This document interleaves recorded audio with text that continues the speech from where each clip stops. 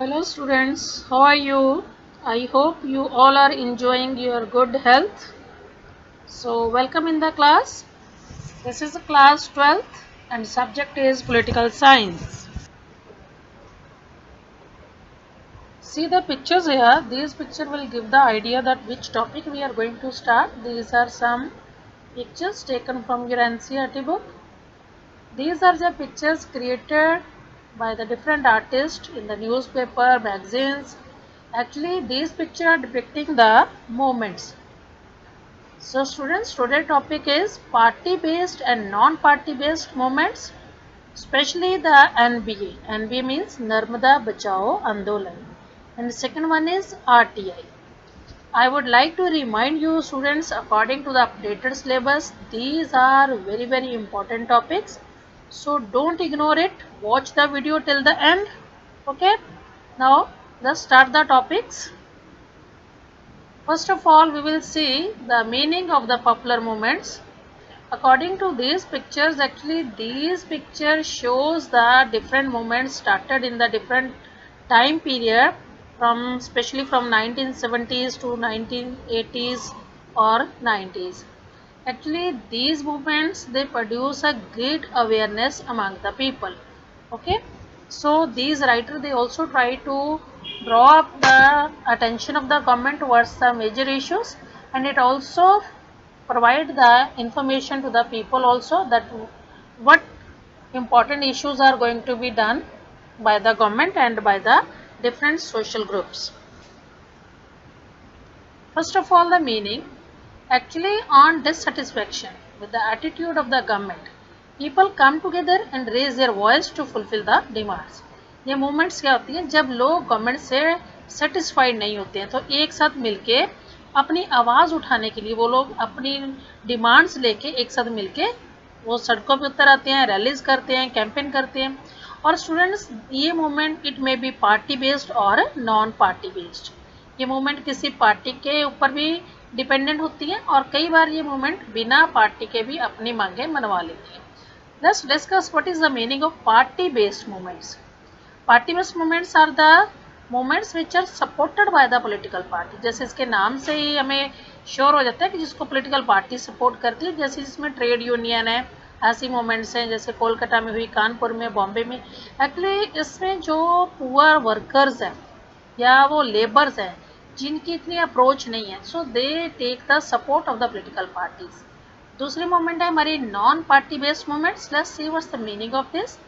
Actually, non-party based movements are based on the loss of faith in the existing democratic institutions or electoral politics. Actually student, जब लोगों का faith government में, current government policies में, government का जो system है उसमें उनका फेथ नहीं रहता, तो वो बिना पार्टी से उसकी सपोर्ट लिए वो अपनी एक आंदोलन, एक मूवमेंट शुरू कर लेते हैं. इसमें नॉर्मली हमारे students, youth from the different section, वो एकदम आपस में मिल जाते हैं, मर्ज हो जाते हैं और गवर्नमेंट के अगेंस्ट अपनी आवाज़ उठाते हैं. सो ये नॉन पार्टी मूवमेंट्स में एक्चुअली क्या होता है कि people they are not going to take the support from the political parties, but actually they are willing to have the impression in the politics. Politics में आना चाहते हैं, इम्प्रेशन दिखाना चाहते हैं, बट बिना किसी पॉलिटिकल पार्टी की सपोर्ट लिए. ओके, तो इसमें ज़्यादातर सेक्शंस आ जाते हैं जो जिनका गवर्नमेंट के साथ कोई डिस्प्यूट है या फिर वो करंट गवर्नमेंट में, उसकी मशीनरी में, सिस्टम में फेथ नहीं कर पाते. तो इस ऐसे मोमेंट्स में क्या होता है कि लोगों में एक और गवर्नमेंट में एक गैप आ जाता है. स्पेशली ये गैप ऐसे भी हो सकता है कि रूरल एरिया और अर्बन एरिया में हो सकता है, इंडस्ट्रियल सेक्टर में हो सकता है, पॉलिटिकल इंस्टेबिलिटी की वजह से हो सकता है. तो कोई भी सोशल इनइक्वालिटी है, मतलब कोई भी इनजस्टिस है, तो गवर्नमेंट का और लोगों का एक गैप है, लोग गवर्नमेंट पे फेथ नहीं करते और non party based movement launch करते हैं. Now students, see non party based movements, these are started by the voluntary organisation.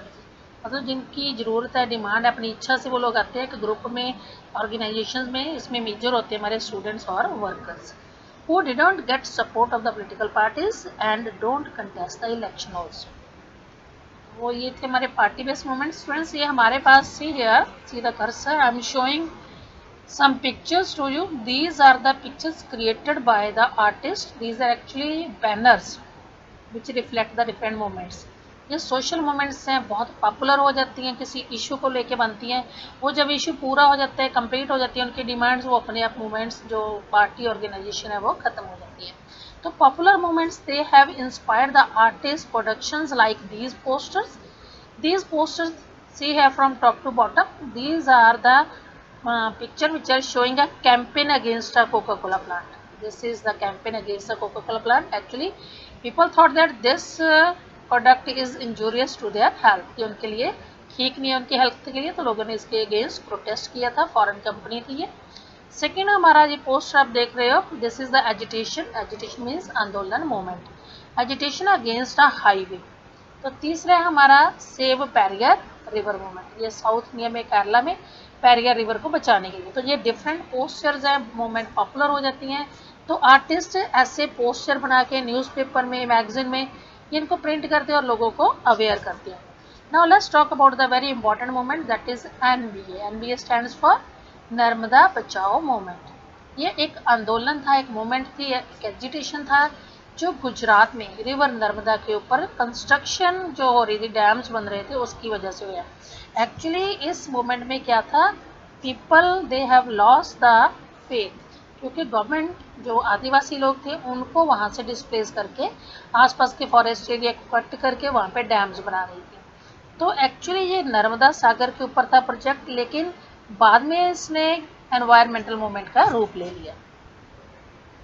Now see this thing, this is the page from your NCERT book. इसको हम पहले Sardar Sarovar project भी बोलते हैं, क्योंकि जो सरदार सरोवर प्रोजेक्ट है ये उस रिवर के ऊपर बनने वाला, नर्मदा वैली में बनने वाला जो डैम था उसके नाम से है। तो एक्चुअली ये डैम जो नर्मदा वैली में सेंट्रल इंडिया में है, अर्ली 80s में शुरू हुआ। See the cursor students, you have to go through the chapter by yourself also. Actually इस एरिया में 30 बड़े डैम और 135 मीडियम साइज डैम और 3000 स्मॉल डैम्स बनने का प्रोजेक्ट था ये। तो दिस पे भी come as a 1 mark question, so learn the figure very accurately. तो इसमें कितने प्रोजेक्ट थे नर्मदा सरोवर प्रोजेक्ट में, 30 big dams, 135 medium size and 3000 small dams. तो कितने डैम्स की कंस्ट्रक्शन करनी है, जो उसके रिवर के आसपास उसकी ट्रिब्यूटरीज है। ट्रिब्यूटरीज होती हैं small reverse which merge into the big river. तो वो उस एरिया में जो ट्रिब्यूटरीज हैं वो किस किस स्टेट को बिलोंग करती थी, मध्य प्रदेश, गुजरात एंड महाराष्ट्र। तो सरदार सरोवर जो प्रोजेक्ट था गुजरात में और नर्मदा सागर प्रोजेक्ट था ये मध्य प्रदेश में था। ये इतने बड़े बिगेस्ट प्रोजेक्ट थे, मल्टीपर्पज़ डैम इसके ऊपर बन रहे थे। तो पीपल जो वहाँ के थे आसपास के एरिया में, जो फॉरेस्ट एरिया में रिजाइड करते थे ट्राइबल पीपल, उन्होंने ये आंदोलन स्टार्ट किया। पहले फर्स्ट ऑफ ऑल ये उनकी हैबिलेशन को लेके था, क्योंकि जब फॉरेस्ट वहाँ से कट रहे हैं, लोगों को डिस्प्लेस किया जा रहा है, डैम बनाने की वजह से वो एरिया खाली हो गया, तो वो लोगों ने आंदोलन शुरू किया।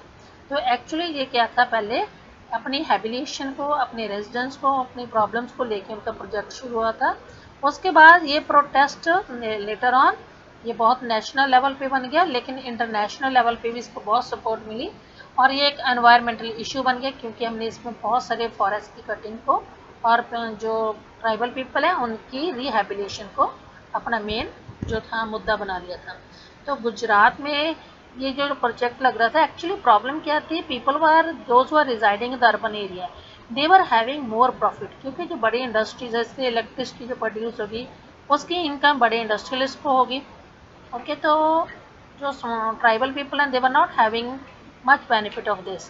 तो इसमें नियर अबाउट जो 245 विलेजर्स थे उस एरिया के, स्टेट्स के, तीनों स्टेट्स के, उनके ऊपर इसका इफेक्ट पड़ने वाला। तो सब ने 245 विलेजर्स थे, उनकी लोकेशन, उनको कहाँ पे ठहराना है, उनको कहाँ पे रिहेबिलिटेशन देनी है, उनको वर्क कहाँ पे देना है, तो ये प्रॉब्लम को लेके, ये डिमांड्स को लेके ये प्रोजेक्ट स्टार्ट हुआ था।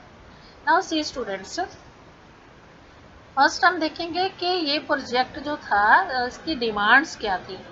एक्चुअली ये प्रोजेक्ट के बड़े लेवल पे बहुत कॉस्ट एनालिसिस थी, मेजर डेवलपमेंट्स इस प्रोजेक्ट के ऊपर। तो 245 villages they require 2.5 lakh population to be relocated. उनकी प्रॉब्लम थी इनको कहाँ पे लोकेट करना है। तो movement demanded a proper rehabilitation, उनकी प्रॉपर रिहेबिलिटेशन होनी चाहिए। This also affected the construction of a project. अब इतने लोगों की डिमांड है तो पूरे प्रोजेक्ट की कंस्ट्रक्शन के ऊपर इसका बहुत इम्पैक्ट पड़ा। This moment also question the nature of decision making process to be in forming of mega scale development project, कि किस वे से गवर्नमेंट अपनी डिसीजन लेती है कि इतने बड़े प्रोजेक्ट बनाने हैं, किन किन को उसमें शामिल करती है। तो इस मोमेंट में इस बात पे लोकल कम्युनिटीज़ ने जोर दिया कि उनको भी इसमें शामिल किया जाए, इनको भी इंफॉर्मेशन होनी चाहिए। एक्चुअली इस प्रोजेक्ट ने किस चीज़ को क्रिटिसाइज किया, किस चीज़ के अगेंस्ट गए? The obstruction to the process of development, denial to the access of water to many people, hurdle to the economic development. तो ये सारी इसके क्रिटिसिज्म थे। अब देखते हैं स्टूडेंट्स, जो इसमें हमने अभी तक NBA नर्मदा बचाओ आंदोलन में, इसके समरी में जो शॉर्ट में मैं आपको बता रही हूँ कि इसमें उनकी जो पॉलिसी क्या थी, लोगों ने जो एजिटेशन किया, आंदोलन किया, कौन सी मेथड्स को उन्होंने फॉलो किया।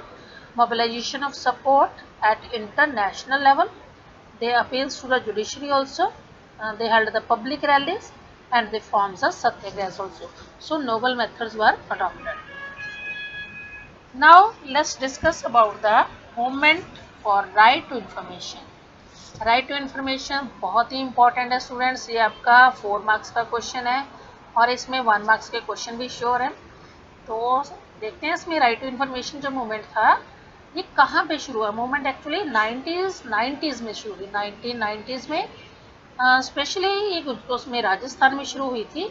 MKSS, ये आपने फुल फॉर्म इसकी लर्न करनी है।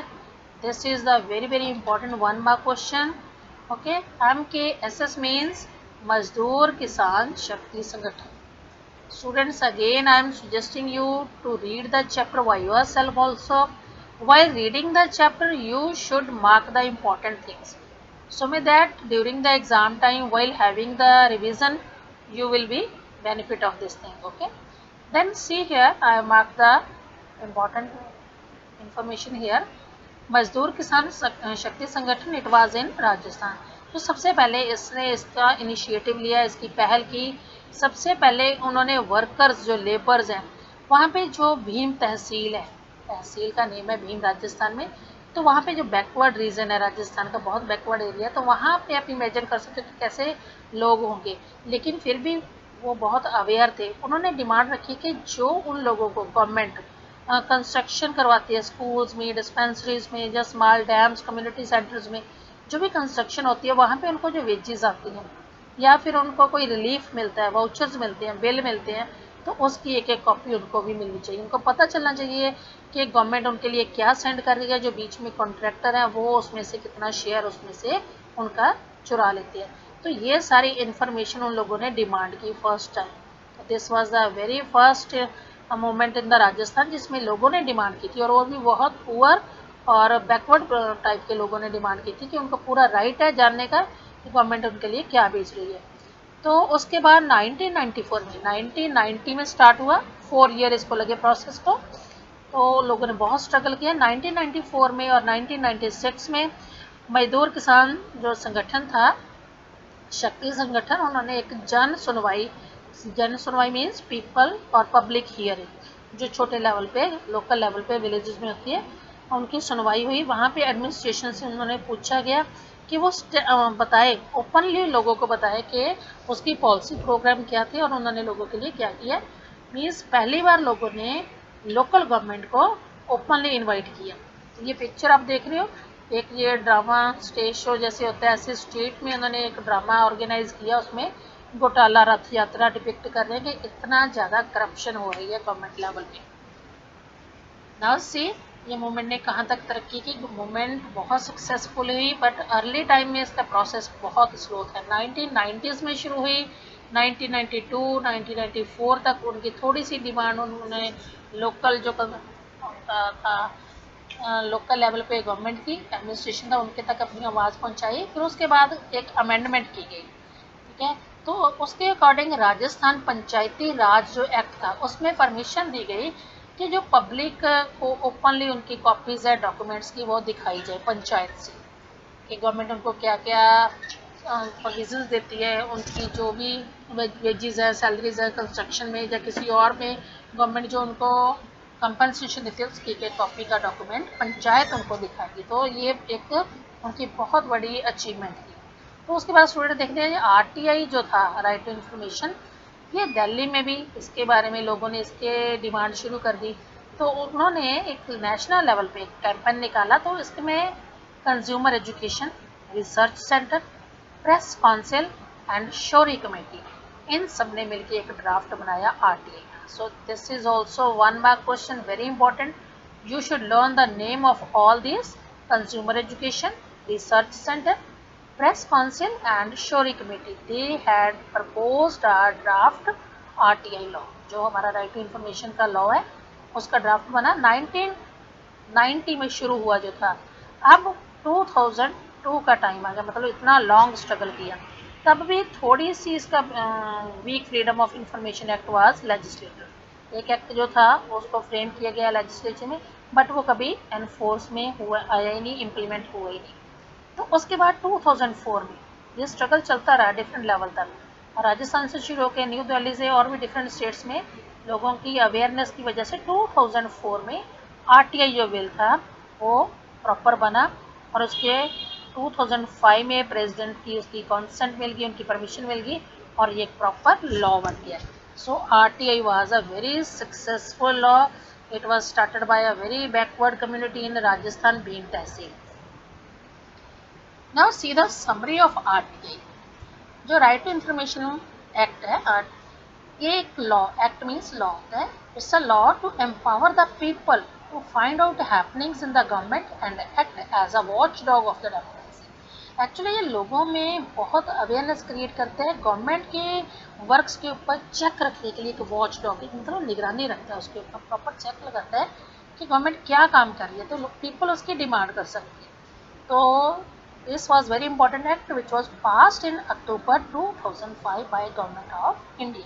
सेंट्रल गवर्नमेंट ने इसको पास कर दिया 2005 में, month October. So this act ensures the citizen all information about the functioning of government machinery. Government क्या वर्क कर रही है, उसकी मशीनरी में क्या हो रहा है, मीन्स उसकी ऑर्गेनाइजेशन, उसके ऑफिसर्स, गवर्नमेंट ऑफिशियल्स, वो अपनी पूरी रिपोर्ट दे सकती हैं अगर लोग उसकी डिमांड करें। This right has been expanded to cover various services provided by the government.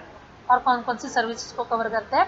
If any purchase product is defective, it can be claimed. अगर कोई लोग कुछ परचेज करते हैं तो उसके ऊपर भी क्लेम कर सकते हैं। तो स्टूडेंट्स लास्ट में देखते हैं हमारे एक्ट्स की इम्पोर्टेंस क्या है। इस एक्ट जो भी हमने अभी तक मूवमेंट्स पढ़ी हैं, मूवमेंट्स ये नहीं है कि सिर्फ लोग इकट्ठे होके आए, धरने दिए, रैलीज निकाली, प्रोटेस्ट किया, नो।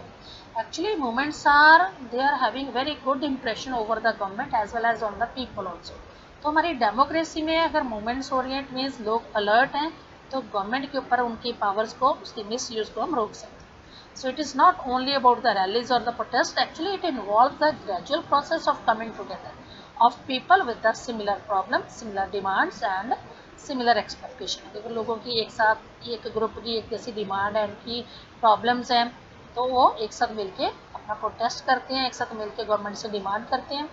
तो उसके रिलेटेड ये अवेयरनेस के रिलेटेड जो भी प्रोग्राम्स हैं, ये डेमोक्रेसी को स्ट्रॉन्ग बनाते हैं, स्ट्रेंथन करते हैं। सोशल मूवमेंट्स जो इंडिया में हो रही हैं, they have involved in these educative task for a long time and have thus contributed to the expansion of democracy rather than causing disturbance. तो ये नहीं कि सिर्फ डिस्टर्बेंस क्रिएट करती है, थोड़ी बहुत डिस्टर्बेंस हो सकती है, बट लेटर और इसके बहुत गुड इफेक्ट होते हैं। गवर्नमेंट अलर्ट रहती है और जो पीपल है उनको भी अपनी डिमांड्स, अपने राइट्स के बारे में पता चलते हैं। So student, this was the topic. Now I again suggest you to watch the video, repeatedly watch the video, and these topics are very important according to the new updated syllabus. So don't ignore it. Learn the topic as well as prepare the topics for your final exams. Okay students, thanks for being here. Then I would like to suggest one more important thing, to keep all these videos related to your subject in your saving list. Subscribe the channel and save the videos so that you can have the benefit in the later period also. So thank you students. Stay connected for the next video. Till that, goodbye.